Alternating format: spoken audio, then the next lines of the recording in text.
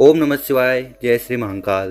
तो पूज्य गुरु जी अपनी कथा में कहते हैं कि अगर आप अपने बिजनेस और अपनी नौकरी से संतुष्ट नहीं हैं, आपकी नौकरी में आपको अपनी मन के अनुसार उन्नति नहीं मिल पा रही है, या फिर आपका जो व्यापार है उसमें आपको लाभ नहीं मिल पा रहा है, और इसके साथ घर में बहुत परेशानी है और बीमारी घर से जाने का नाम नहीं ले रही है, तो पूज्य गुरु जी कहते हैं कि सावन के इस महीने में अगर आप शिवलिंग पर जाकर ओम का निर्माण कर देते हैं और ये एक अचूक उपाय कर लेते हैं, तो इससे आपके जीवन में बदलाव आएगा और आपके जीवन में खूब तरक्की होगी। तो ये उपाय हम पूज्य गुरु जी की कथा को सुनकर ही आपको समझाएंगे। लेकिन दोस्तों, वीडियो शुरू करते हैं उसके पहले वीडियो को लाइक नहीं किया है तो लाइक कर दें, चैनल पर नए हो सब्सक्राइब जरूर करें। और सावन के इस पवित्र महीने में हमारे पास मौका है शिव पार्वती जी को खुश करने का, क्योंकि इस समय हमारे द्वारा किए गए जितने भी उपाय हैं उससे शिव पार्वती जी बहुत ज़्यादा प्रसन्न होते हैं, और वो जब प्रसन्न होते हैं तो हमें आशीर्वाद देते हैं, जिससे हमारे जीवन में सुख समृद्धि वैभव की प्राप्ति होती है। तो इस उपाय में हमें क्या क्या सामग्री की जरूरत है वो जान लीजिए। तो सबसे पहले आपको लेना है 7 चावल के दाने। चावल मतलब अक्षत लेना है। अक्षत किनको कहा जाता है? जो चावल के दाने पूरे कंप्लीट हो, कहीं से भी खंडित ना हो, ऐसे चावल को अक्षत कहा जाता है। तो ऐसे चावल के दाने आपको ले लेने हैं। इसके बाद आपको लेना है एक बेलपत्र, और ये जो बेलपत्र आप लो ये कहीं से भी खंडित नहीं होनी चाहिए। और अगर आपको बेलपत्र नहीं मिल पा रही है, होता है सावन में बहुत तंगी होती है और आपको बेलपत्र नहीं मिल पाती है, तो आप जाइएगा शिव मंदिर। जो बेलपत्र ऑलरेडी शिवलिंग पर समर्पित हुई होती है उनको आप उठाइएगा और स्वस्थ जल से उनको वापस धोइएगा, और उसके बाद आपको अपने पूजन में उनका फिर से उपयोग कर लेना है। तो अगर आपको बेलपत्र नहीं भी मिले तो भी चिंता नहीं करनी है, तो शिव मंदिर जाकर शिवलिंग से बेलपत्र उठा लेना है। इसके बाद जो अगली सामग्री है वो है शहद। देखो, हमारे शास्त्र में शहद का बहुत ही उपयोग है, और स्पेशली जो पीली चीज़ें होती है अगर वो हम शिवलिंग पर समर्पित करते हैं भगवान शंकर को, तो इससे भगवान शंकर बहुत ज़्यादा प्रसन्न होते हैं। तो यहाँ पर शहद कितना लेना है? तो अगर आप 1-2 चम्मच शहद लेते हैं तो काफ़ी है। और इसके बाद जो अगली सामग्री है वो है जल। तो जल के लिए आपको क्या लेना है? आपको तांबे का एक लोटा ले लेना है, और उसमें आपको अपने घर से जल को भर लेना है। तो जल को कहाँ से भरना है? तो जो पितृ का स्थान होता है, पितृ का स्थान कहाँ होता है?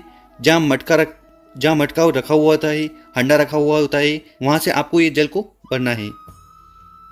अब इन सभी सामग्री को लेकर आपको पहुँच जाना है शिव मंदिर। और आपको बता दें कि ये जो उपाय हम बताने वाले हैं, तो ये उपाय आप सुबह से लेकर शाम तक कर सकते हो। तो समय की कोई भी पाबंदी नहीं है, सुबह चाहो तो सुबह कर लीजिएगा, शाम को चाहो तो शाम को कर लीजिएगा। तो सबसे पहले क्या करना है कि आपकी जो अनामिका उंगली होती है, ये वाली जो उंगली होती है, इसमें आपको शहद लगाना है। मतलब कि ये वाली उंगली को आपको शहद में भिगोना है। भिगो लिया। अब इस उंगली से आपको शिवलिंग पर, इस जगह पर आपको क्या करना है? आपको ओम का निर्माण करना है। जैसे ओम का निर्माण करना है।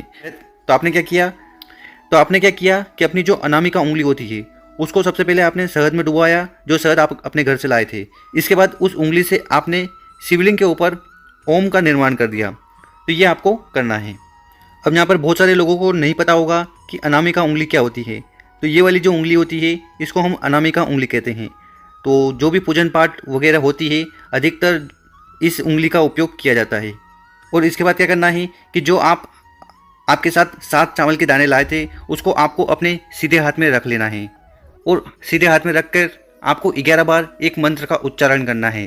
तो मंत्र है इंद्र अक्षतम ओम नमः शिवाय। तो इस मंत्र का आपको कुल 11 बार जाप करना है। इसके बाद उन चावल को उठाकर आपको शिवलिंग के ऊपर समर्पित कर देना है।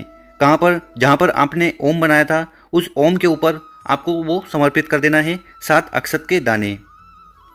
इसके बाद जो आप अपने घर से बेलपत्र लाए थे उसको आपको अपने सीधे हाथ में रखना है, और उसके बाद उसको भी आपको शिवलिंग के ऊपर समर्पित कर देना है।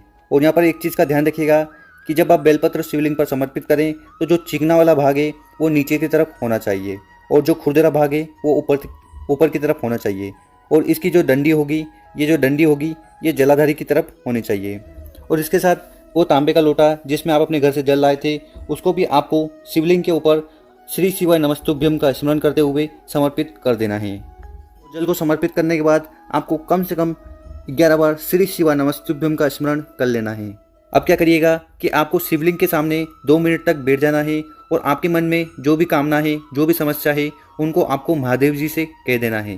चाहे समस्या आपकी धन से हो, नौकरी से हो, आर्थिक समस्या हो, या आपका बिजनेस नहीं चल रहा हो, कोई कामना है जो बहुत दिनों से अधूरी है, वो पूरी नहीं हो रही है, तो वहाँ पर आपको बैठ कर ये कामना कर लेनी है। और इसके बाद और इस उपाय को करने के बाद आपकी चाहे कौन सी भी समस्या हो, वो बड़ी चाहे वो समस्या नौकरी से हो, व्यापार से हो, या किसी भी प्रकार की समस्या हो, वो धीरे धीरे दूर होने लगेगी। और उसके बाद मंदिर में बैठकर आपको झोली पसार कर प्रणाम कर लेना है, घर आ जाना है। तो इतना आसान सा उपाय है।